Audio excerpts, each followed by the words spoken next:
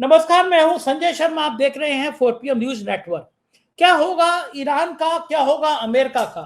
तस्वीर साफ हो गई है। अमेरिका धुआं धुआं कर दिया है ईरान ने। रक्षा मंत्री घबरा रहे हैं, आर्मी चीफ भाग खड़े हो रहे हैं, इजरायल की सेना में खलबली है। आखिर ईरान ने दिखा दिया ताकत क्या होती है।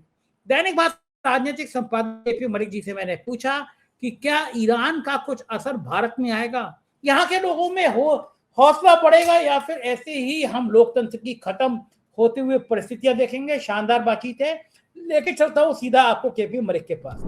4PM न्यूज नेटवर्क में बहुत बहुत स्वागत है केपी मलिक साहब आपका। मैं क्षमा चाहूंगा, कल मुझे आपके संग शो करना था, लेकिन मैं आज स्वानंद किरकिरे जी इंटरनेशनल सिंगर हैं, मेरे दोस्त हैं, मित्र हैं, बड़े भाई जैसे हैं। एक बार मैंने उनको फोन किया, बड़ा मजेदार किस्सा है, दर्शकों को बता दूं पहले चर्चा कर शुरू होने से पहले। मैंने उनको फोन किया बंबई में, मैंने उनसे नंबर लिया, मैं कहा जी नमस्ते, मेरा नाम संजय है, मैं 4PM में हूँ और मेरे घर पे आपकी वजह से तलाक होने वाला है। बोले क्यों? मैंने कहा आपका गाना मेरी जान मैं रात के 2:30 बजे तक सुनता रहता हूँ, मेरी बीवी कह रही है तुम्हारा चक्कर चल रहा है। तो आनंद किरकिरे जी बोले महाराज आप तो 2:30 मिनट, मैं 3 महीने साल से 4PM सुनता हूँ और आपका जो ननकू है वो मुझे इतना अच्छा लगता था, पता नहीं क्यों बंद कर दिया। तो मैं बड़ा हैरान हुआ। खैर वो उसी दिन मेरी मुलाकात हुई, मैंने कहा लखनऊ शो किया है? बोले नहीं। तो मैं कहा मैं कराता है, तो इसके चक्कर में मैं कल प्रोग्राम कर नहीं पाया, मैं आपसे क्षमा चाहता हूं। आज आपका हार्दिक अभिनंदन है, स्वागत है केपी मलिक साहब। संजय जी बहुत बहुत धन्यवाद। आपको बहुत बहुत शुभकामनाएं कि आप लखनऊ में कल एक बड़ा तहलका करने जा रहे हैं, जहां सबका ध्यान आज भारत की तरफ से ईरान, इराक, इजराइल में लगा हुआ है और इधर वेस्ट बंगाल में लगा हुआ है। आपने एकाएक लोगों का ध्यान आकर्षित किया है लखनऊ की तरफ को और एक बहुत अच्छा प्रोग्राम आप करने जा रहे हैं। कल वो प्रोग्राम है, मैं आपको उसकी बधाई भी देता हूं और एडवांस में ही शुभकामनाएं भी देता हूं कि इतना अच्छा आपका प्रोग्राम हो और एक मैसेज पूरे उत्तर प्रदेश के लोगों को जाए। और देखिए 4PM की ताकत यही है संजय जी कि लोग उसको देखते हैं। हमें भी लोग कई सारे कहते हैं। आज ही मेरे पास एक फोन आया और हमारे एक मित्र हैं, वो ब्यूरोक्रेट है, रिटायर हो गए, और उन्होंने अपने मोबाइल से, एक IAS ने उनको एक वीडियो दिखाया कि यार ये देखिए 4PM पे कितनी अच्छी बहस चल रही है और मलिक साहब बहुत बढ़िया बोलते हैं और ये संजय जी बीच बीच में इनको उकसाते रहते हैं। तो कहा सर ये तो अपने जानने वाले दोस्त, तो हमारे बारे में अगर चर्चाएं हो रही हैं तो इससे बढ़िया क्या है। ये प्लेटफॉर्म ही है जिसने हमें ये मौका दिया है और यहाँ तक आया। मुझे लगता है कि प्लेटफॉर्म तेजी से बढ़ रहा है। कुछ लोग दाएं बाएं के खींचने को, तोड़ने को कोशिश करेंगे तो मुझे लगता है कि वो कामयाब होते नहीं। उससे आपकी सफलता आगे आती है और बढ़ती है और दिन दोगुनी चार चौगुनी तरक्की होती है। तो कल के लिए मैं एक बार फिर आपको शुभकामनाएं देते हुए बधाई देता हूँ संजय जी। सर जब हमारा नेशनल चैनल खुला हुआ था तो बहुत मेहनत करनी पड़ती थी, टाइम नहीं मिलता था। अब सरकार ने 4PM नेशनल चैनल बंद कर दिया, मेरे पास समय था, मैं कहा चलो कुछ गीत संगीत ही हो जाए, इसलिए ये प्रोग्राम करा रही है। बहुत बहुत शुक्रिया। आप चलते हैं आज की बड़ी खबरों की ओर। अमेरिका ने के ग्रह, हमारे ज्योतिषी कहते हैं ना, राहु की दशा चल रही है। मुझे लगता है कि अमेरिका पर राहु की दशा चल रही है। रक्षा मंत्री भयंकर तनाव में है और जो चीफ है, आर्मी चीफ, उससे इस्तीफा ले लिया गया, दे दिया गया। यानी अब तक लाखों लोग, करोड़ों लोग अमेरिका के सड़कों पर हैं राष्ट्रपति के खिलाफ, और अब आर्मी चीफ का ही इस्तीफा ले लिया गया या दे दिया गया। अमेरिका में जो बगावत हो रही है उसने पूरी अमेरिका को हिला दिया है, किसी ने सोचा नहीं था। मलिक साहब, लगता है आपको ये एक बड़ी क्रांति की तरफ जा रहा है ये युद्ध? ईरान ने दिखा दिया कि लड़ाई जो होती है वो हौसलों से होती है, उड़ान पंखों से होती है, परमान से नहीं होती है। पंख मजबूत होने चाहिए, उड़ान हो जाती है। गुरु गोविंद जी ने कहा था 1.25 लाख ते एक लड़ाऊं तब मैं गुरु गोविंद कहूं। तो ईरान ने जिस बहादुरी के संग दुनिया के दादा का, दुनिया के गुंडागर्दी का जो जवाब दिया वो काबिल तारीफ है। इस तरह आर्मी चीफ का इस्तीफा, क्या लगता है आपको क्या होने जा रहा है अब इस युद्ध में? संजय जी देखिए, आपको समझना होगा, हम लगातार जिक्र कर रहे हैं और अब तो 1 महीने से अधिक हो गया है इस युद्ध को। जिस प्रकार से नैतिकता को ताक पे रख के इजराइल हो, अमेरिका हो, ये युद्ध लड़ रहे हैं ईरान के साथ। ईरान तो रक्षात्मक लड़ रहा है ना, ईरान ने तो पहल की नहीं है। ईरान तो आज भी पहल नहीं कर रहा है। तो ईरान तो अपनी रक्षा के लिए लड़ रहा है, ईरान तो अपने बचाव में लड़ रहा है, ईरान की मजबूरी है लड़ना। लेकिन हम ये कह सकते हैं कि ईरान पीछे नहीं हट रहा है लगातार। अब बहाना बना के इजराइल और अमेरिका इस युद्ध से भागना चाहते हैं, लेकिन अब ईरान भागने नहीं दे रहा है। ईरान ने जकड़ लिया है कि तुम करो जो करना है। और ये क्या है कि इससे साबित हो गया है कि ट्रंप जितने बड़े रणनीतिकार हैं, आज दुनिया उनकी रणनीति देख रही है कि किस प्रकार का मूर्ख रणनीतिकार है ये। आज आज लोग हंस रहे हैं उनके ऊपर। आप देखिए संजय जी, आज की खबर है कि इजराइल के प्रधानमंत्री को वहां के जो सैनिकों के माता पिता है वो चिट्ठी लिख रहे हैं कि गलत युद्ध आप लड़ रहे हैं और ये नुकसान है हमारे लिए और आप युद्ध से पीछे हटिए। सैनिकों के माता पिता लड़ाई में सहयोग देते हैं कि रोकते हैं? ये क्या चल रहा है? आपने देखा अमेरिका में एक बहुत बड़े अधिकारी का इस्तीफा खुद ब खुद हुआ। उन्होंने कहा कि मैं इस युद्ध से सहमत नहीं हूं। करोड़ों लोग सड़कों पे हैं ट्रंप की नीतियों के खिलाफ। तो ये जताता है कि वो देश भी आपके साथ नहीं है, ये तो खाली आपकी एक सनक है। और देखिए, हर चीज का एक मुझे लगता है अंतिम समय आता है और आप देखेंगे कि ये एक ऐतिहासिक निर्णायक मोड़ पे हम खड़े हुए हैं और एक कुछ बड़ी घटना इस प्रकार की होगी कि कहीं ना कहीं जो अमेरिका अपनी एक बादशाहत दुनिया में दिखाता था उसको एक बड़ी टक्कर लगेगी और एक नया उदाहरण बनेगा कि ईरान ने जो है इजराइल और अमेरिका को एक साथ धो दिया है। जहां रशिया जैसा देश मुकाबला नहीं कर पा रहा था और ये छद्म युद्ध लड़ रहे थे, यूक्रेन सामने था और पीछे से अमेरिका लड़ रहा था और वह रशिया भी कंट्रोल नहीं कर पाया, वहां ईरान ने दिखा दिया है कि जहां चाह है वहां रहा है। और ईरान ने दिखा दिया है, दोनों को घुस भरा हुआ आपने देखा। और अब ये दाएं बाएं भागने लगे हैं। अब ये अस्पतालों पे हमले कर रहे हैं, अब ये नागरिकों पर हमले कर रहे हैं। इन्होंने एक पुल तोड़ दिया है और ये पुल तोड़ने का मतलब जिस प्रकार से आप कर रहे हैं, ये युद्ध अपराध की श्रेणी में आता है। इसकी निंदा चौतरफा हो रही है। आप हॉस्पिटल पे हमला कर रहे हैं, WHO ने भी कहा है कि ये तो युद्ध अपराध में आता है, ये तो आप शर्तें तोड़ रहे हैं युद्ध की। तो अब जो इन्होंने एक पुल तोड़ा है ईरान का, जो द्विदिक पुल था, दो जगह को जोड़ने के लिए, ईरान ने 5 बड़े पुलों की लिस्ट जारी कर दी है, जिसमें कुवैत का पुल है, बाकी वहां पे जो पुल है कि हम इनको तोड़ेंगे। तो आपकी तरफ से इस प्रकार की शुरुआत हो रही है और आप कंट्रोल नहीं कर पा रहे हैं, तो ये जताता है कि कहीं ना कहीं अमेरिका हड़बड़ाहट में है और वो किसी तरह से अपनी इज्जत बचा के इस युद्ध से भागना चाहता है, लेकिन ईरान अब उसको छोड़ नहीं रहा है। जी मलिक साहब, मैं तो बचा, मैंने अपने बैंक में अप्लाई किया था और दुबई में एक प्रॉपर्टी, एक मकान लेना चाहता था। मैं सोचा बैंक कर्जा दे देगा तो मैं वहाँ ले लूंगा। मैंने अपने पेपर भी दे दिए बैंकों की, जरा चेक कर लो कि अगर दुबई में एक फ्लैट मिल सकता, किसी तरह पैसे जोड़ता जाड़ता हूँ, ले लूंगा। पता नहीं कब गवर्नमेंट भगा दे मुझे देश से। और वो बैंक ने ओके किया। मैं सोच रहा था दुबई जाऊँ, वहाँ पे देखूँ दाखूँ, तो अच्छा हुआ भैया कि बैंक ने थोड़े दिन लगा दिए, वरना मैं कर्जा ले लेता और बाद में किस्तें चुकानी नहीं आती। प्रॉपर्टी दुबई के आधे हो गए। जो दुबई दुनिया के सबसे सुरक्षित देश माना जाता था, वहां पे बुरा हाल हो गया। खाड़ी देशों में, अबू धाबी में, सऊदी अरब में कोई सोच नहीं सकता था ये सीन होगा। अमेरिका का जो दोस्त थे, उनको दोस्ती का नुकसान उठाना पड़ रहा है।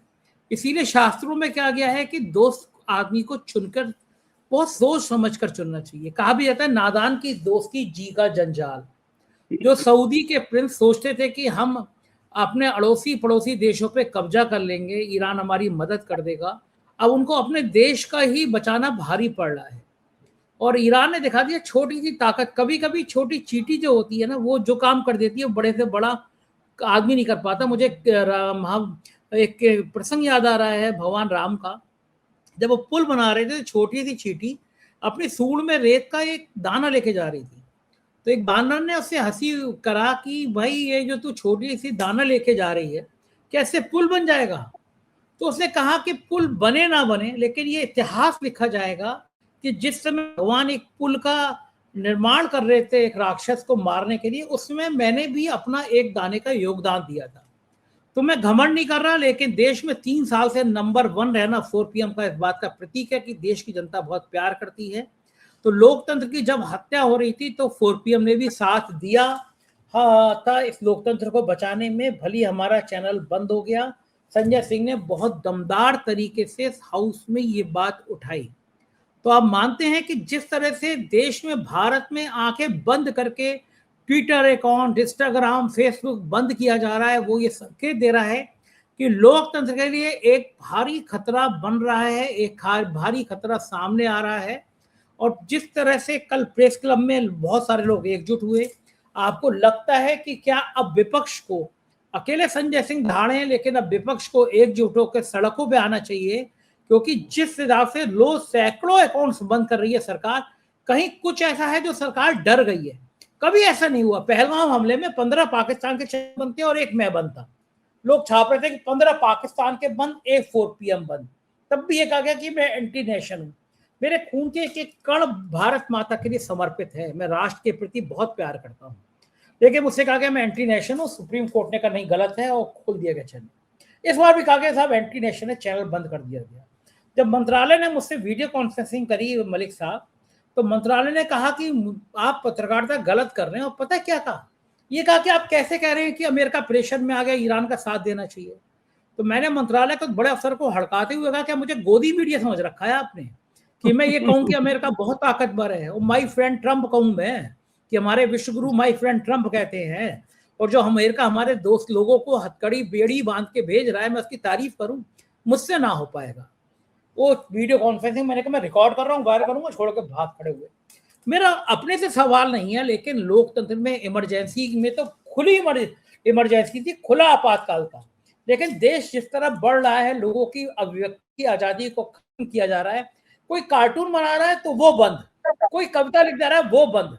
किसी ने सोशल मीडिया पे लिख दिया, गलगोटिया यूनिवर्सिटी की लड़की ने लिख दिया कि विश्वगुरु जी आए थे जेवर एयरपोर्ट के उद्घाटन के लिए, बसें भर के ले गए, ये हाल था।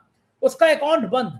और अब तो पंकज चतुर्वेदी जी हैं, उन्होंने आज ट्विटर पर लिखा है कि जेवर एयरपोर्ट की कोई उड़ान अभी तक शुरू नहीं हुई, क्योंकि वहां पे जो संचालन का जिम्मा है वो पूरी तरह से विदेशी FDI वाली कंपनी को दे दिया गया, जो नियम विरुद्ध है।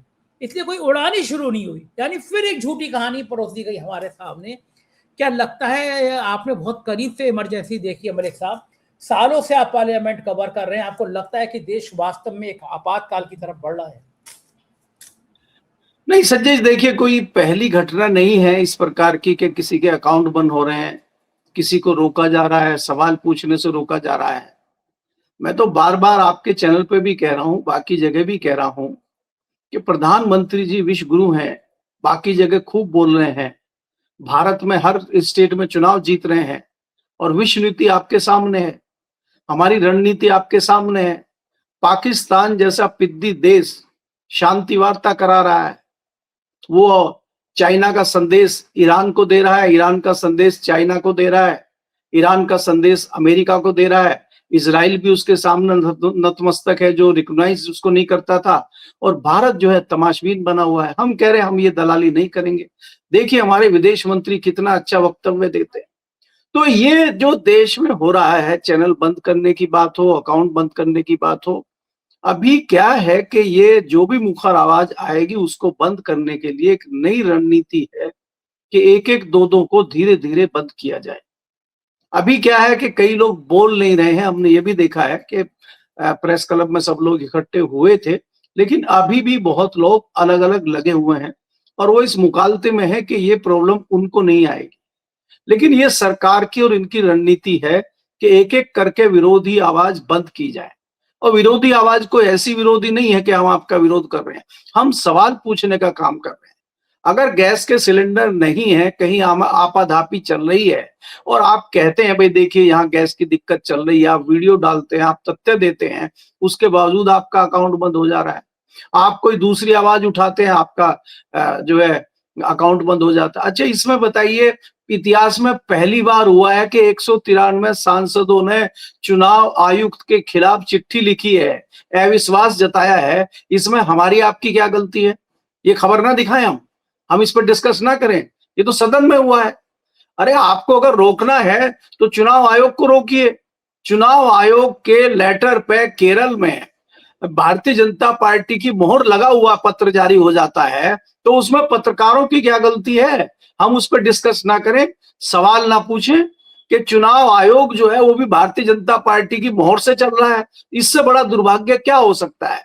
और जब हम सवाल उठाते हैं तो उसको आप टाइपिंग एरर बता देते हैं और उठा के हमारा अकाउंट बंद कर देते हैं। तो देश में इमरजेंसी में भी संजय जी इस प्रकार से नहीं हुआ। जरूर गड़बड़ियां हुई थी, हम उसका समर्थन नहीं करते इमरजेंसी का, लेकिन इस लेवल पे जाके चीजें नहीं हुई। और चाहे आप 2012 से पहले की बात करें, एक घटना मैं आपको याद दिलाता हूं कि 2008-9 में जो मुंबई में हमला हुआ था, और गृह मंत्री थे शिवराज पाटिल, उन्होंने 2-3 बार मीडिया को बाइट दी, मीडिया के सामने आए तो अलग अलग ड्रेस में थे, तो पत्रकारों ने पूछा देखिए देश पे आतंकवादी हमला चल रहा है और ये हर बार ड्रेस पहन के निकलते हैं, उनको शाम को कहीं मीटिंग में जाना था, तो उनका जो है इस्तीफा हो गया, सरकार को इस्तीफा देना पड़ा सिर्फ इतनी सी बात पे। एक रेल दुर्घटना हो गई थी इलाहाबाद में, पवन बंसल, इतना मीडिया ने प्रेशर बना दिया, पवन बंसल को इस्तीफा देना पड़ा, जबकि कोई बहुत बड़ी घटना, यहाँ तो इस्तीफा मांग ही नहीं सकते। आप बताइए, हरदीप पुरी जी का इस्तीफा होना चाहिए, स्टीम फाइल में आपका नाम आया है, आप गायब हैं, लोगों ने पूछना ही बंद कर दिया। तो यहां तो आपको चारों तरफ से चुप करने का काम इसलिए है कि आप अगर सवाल पूछेंगे तो आपको चुप कराया जाएगा। तो आप क्या करिए, राग दरबारी करिए और आप बताइए कि बहुत अच्छा चुनाव चल रहा है, भारतीय जनता पार्टी वेस्ट बंगाल में जीत रही है भारी बहुमत से, इस तरह की खबरें चलाइए। मोदी जी का भाषण बहुत अच्छा था, 10-20 लाख आदमी टूट के पड़ रहे हैं, इस तरह की खबरें आप चलाएंगे तो बहुत अच्छा रहेगा। अगर आप सच्चाई दिखाएंगे तो आपका चैनल तो बंद होगा, इसको कोई नहीं रोक पाएगा। जी मलिक साहब ठीक कह रहे हैं, लेकिन अगर इस तरह लोकतंत्र की हत्या करेंगे तो फिर कहीं ना कहीं लोगों में गुस्सा तो बढ़ेगा।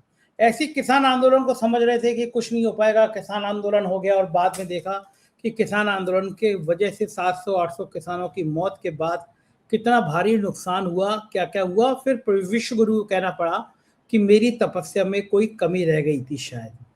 इस बार भी ये हो रहा है कि आप लोकतंत्र को जिस तरह से परेशान कर रहे हैं, दुखी कर रहे हैं, उसका कुछ ना कुछ कहीं ना कहीं नतीजे खतरनाक सामने उसके आपके आएंगे।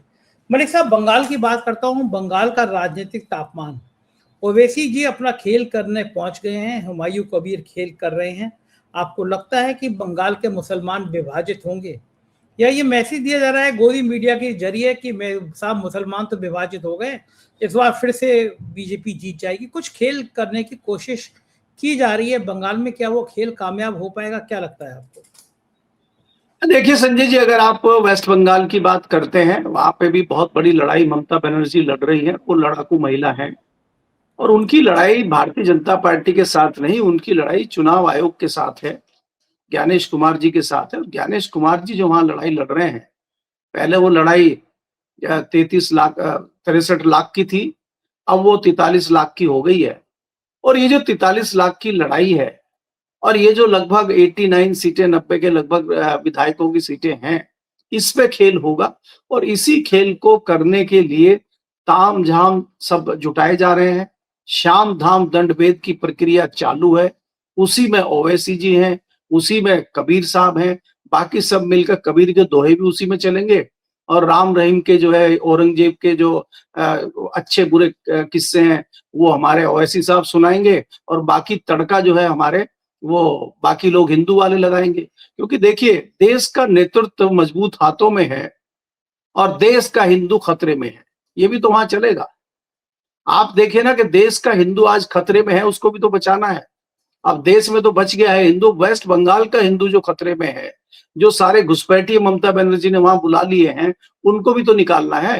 क्योंकि अभी तक तो घुसपैठिए दिल्ली से निकले हैं, अभी कुछ दिन पहले बिहार से घुसपैठिए निकाले हैं, तो अब तमाम घुसपैठिए जो हैं वो वेस्ट बंगाल से निकाले जाएंगे।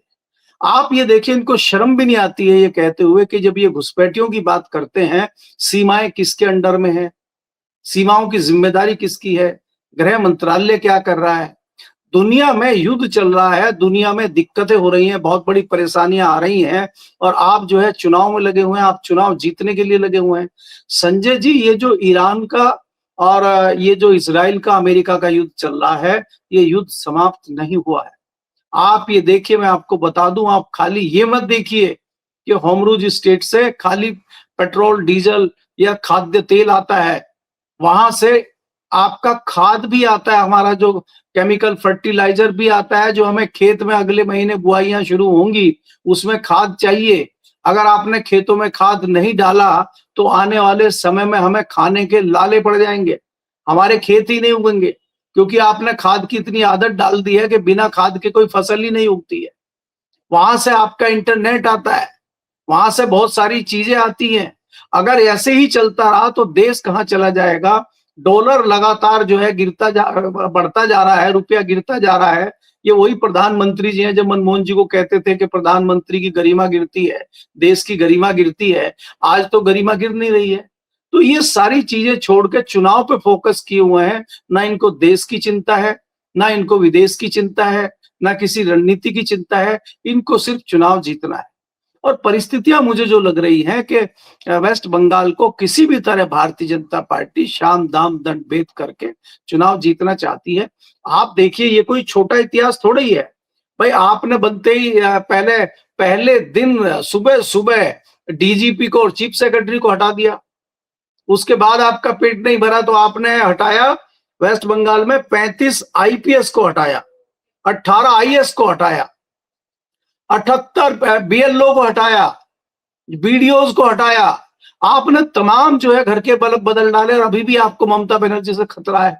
ममता बनर्जी के हाथ में अब क्या बचा है? उसके बावजूद आपको ममता बनर्जी से इतना डर लग रहा है। तो आप ये देखिए कि ममता बनर्जी ग्राउंड पे कितनी मजबूत है। लेकिन भारतीय जनता पार्टी को किसी भी तरह से वहां सफलता चाहिए। इसलिए वो अब सफलता मिलेगी कि नहीं मिलेगी ये तो मैं नहीं कह सकता, लेकिन भारतीय जनता पार्टी कोई कोर कसर वहां नहीं छोड़ेगी। वहां बहुत सारी चीजें आपको भी और आने वाले समय में दिखाई देंगी। जिस चीज के लिए वेस्ट बंगाल फेमस रहा है, कई जगह मारकाट भी होती है, तोड़फोड़ भी होती है। इस तरह की घटनाओं की संभावना भी कई लोग जता रहे हैं, क्योंकि हमारी भी कई पत्रकारों से, कई अधिकारियों से बात हुई है। कई सारी सीटें बड़ी सेंसिटिव हैं जहां पे इस तरह की चीजें हो सकती हैं। तो क्या ज्ञानेश कुमार जी उन चीजों पर भी ध्यान दे रहे हैं कि झगड़ा ना हो, कहीं फिसाद ना हो, कहीं इस तरह की चीजें ना हो, या खाली वो आंकड़े घटाने बढ़ाने में ही लगे हैं और सर की प्रक्रिया में ही घुसे हुए हैं? कितना दुर्भाग्यपूर्ण है संजय जी के चुनाव आयोग के लेटर पे भारतीय जनता पार्टी की मोहर है और उसको कितने हल्के से मिटा दिया जाता है कि भाई ये तो टाइपिंग एरर था और एरर आ गया, ये तो ये हो गया। ये इससे बचा जा सकता है इस आरोप से, और आपको कोई इसका अफसोस भी नहीं है। तो ये मुझे लगता है दुर्भाग्य है जी। बिल्कुल ठीक कह रहे हैं मलिक साहब। एक आखिरी सवाल और कि एक नफरती मुख्यमंत्री है, उनके यहाँ के उस राज्य के क्या हाल हैं? इतना जहर तो किसी ने नहीं उगला जितना हमारे आदरणीय परम आदरणीय विश्व शर्मा जी ने अपनी प्यारी प्यारी जवान से उगला। पता नहीं कैसा मुख्यमंत्री है भाई, गजब जहरीला इंसान है। लेकिन असम में इस बार बड़े खतरे की घंटी बजती हुई नजर आ रही है। आपके पास क्या फीडबैक है? संजय देखिए, अगर आप आसाम की बात करते हैं, आसाम में जिस प्रकार से हेमंत बिस्वा शर्मा दूसरी बार मुख्यमंत्री हैं और वहां पे तमाम चीजें हैं, उन्होंने सारा कंट्रोल अपने हाथ में लिया हुआ है। मुख्य विपक्षी दल जो कांग्रेस है, कांग्रेस को तोड़ लिया है। शाम दाम दंड भेद इनके पास हैं। अगर कोई धन से नहीं टूटता तो उसको बल से तोड़ा जाता है, बल से नहीं तोड़ा जाता तो उसको छल से तोड़ा जाता है। आपने देखा कि कई कांग्रेस के लोगों को सीधे सीधे तोड़ लिया है। और जो नहीं भी टूटे हैं वो भले ही आज आपको कांग्रेस में दिखे, उनमें से भी कई लोग आज इसके साथ खड़े हुए हैं, क्योंकि किसी की फाइल इनके पास है, किसी को पैसा दे दिया है, किसी को लालच दे दिया है। तो ये इसी प्रकार से चुनाव लड़ते हैं, धन बल के प्रयोग पे और छल बल के प्रयोग करके चुनाव जीतने की प्रक्रिया करते हैं। और हेमंत बिस्वा शर्मा आज भारतीय जनता पार्टी के नायक बने हुए हैं। ये वही भारतीय जनता पार्टी है जो अडवाणी की और वाजपेयी जी की पार्टी थी। और आज भारतीय जनता पार्टी का दुर्भाग्य खाली आसाम में ही नहीं, कई स्टेट में आप देखेंगे कि उसके पास अपने लोग नहीं है, बाहर से आयातित लोगों के भरोसे वो सत्ता में आना चाहती है। तो जिस प्रकार से असम में कोशिश कर रही है भारतीय जनता पार्टी चुनाव में आने के लिए, मुझे लगता है जनता में तो रोष है। लेकिन अभी चुनाव आयोग क्या करेगा, ज्ञानेश जी क्या करेंगे, हेमंत बिस्वा शर्मा और मिलकर क्या खिचड़ी पकाएंगे, अभी इस पे कहना बहुत मुश्किल है, क्योंकि हालत तो बहुत ज्यादा टाइट है। राहुल गांधी वहां जिस प्रकार से गए हैं और उन्होंने कहा है कि अगर भारत का सबसे बड़ा चोर मुख्यमंत्री है तो वो हेमंत बिस्वा शर्मा है। तो उसकी अपील जिस प्रकार से काम कर रही है और जिस प्रकार से उनके क्रियाकलाप दिख रहे हैं, उससे तो लगता है कि मुश्किलात है। लेकिन जब तक निर्णय ना आ जाए तब तक कुछ भी कहना मुझे लगता है मुश्किल है जी। बिल्कुल ठीक बात है। बहुत बहुत शुक्रिया मलिक साहब, आपने मुझसे बातचीत की। Thank you. ये थे केपी मलिक जी और आपने पूरी बातचीत सुनी और समझी। आप ये मान के चलिए कि जिस तरह भारत में भी लोकतंत्र की हत्या की जा रही है, आवाजों को बंद किया जा रहा है, अगर आप नहीं बोले तो ये देश गुलामी की तरफ बढ़ जाएगा, राजा का शासन होगा, कोई भी आवाज बोल नहीं सकता, कोई भी आवाज निकाल नहीं सकता। जो राजा कहेगा वही आपको स्वीकार करना होगा, बात आप तक ही पहुंचेगी। राजा तय करेगा क्या सोमवार है सफेद रंग के कपड़े पहनो, आज मंगलवार है आप लाल रंग के कपड़े पहनो, क्योंकि बोलने वाली आवाज जो सरकार की सत्ता की आंख में आंख डालकर सवाल करती है वो 4 PM की तरह बंद कर दी जाएगी। आप जो भी हैं, जहां भी हैं, सोशल मीडिया पर हैं या नहीं है, अपने अड़ोस पड़ोस में इसकी चर्चा शुरू करिए कि भारत में जिस तरह सैकड़ों लोगों के ट्विटर, फेसबुक, यूट्यूब को बंद किया जा रहा है, इतना तो इमरजेंसी में कभी नहीं हुआ। विरोध नहीं करेंगे तो ये मान के चलिए कि एक दिन मुसीबत आपके घर तक भी आएगी। भारतीय जनता पार्टी के दर्जनों लोगों ने मुझसे कहा कि हम इस बात का विरोध कर रहे हैं, लेकिन हमारी हिम्मत नहीं हो रही है। बीजेपी ऐसी कभी नहीं थी कि इस तरह इमरजेंसी लगे कि हर एक यूट्यूब चैनल बंद, ट्विटर बंद, फेसबुक बंद। आप जो भी है, मैं फिर कहूंगा कि आप अपने अपने स्तर से अड़ोस पड़ोस में चर्चा करिए, विरोध करिए। देश से जब विरोध की आवाजें उठेंगी तब शायद विश्व गुरु को समझ आएगा कि भारत डेमोक्रेटिक कंट्री है। 4 PM को बंद करके हम मेरे जैसे तमाम यूट्यूब और ट्विटर वाले, फेसबुक को बंद करके देश चलाया नहीं जा सकता। आपका सजग होना, आपका सामने आना बहुत जरूरी है। जरूर बताइएगा कमेंट करके कि क्या आप इस मुहिम में मेरे साथ हैं। शुक्रिया, थैंक यू।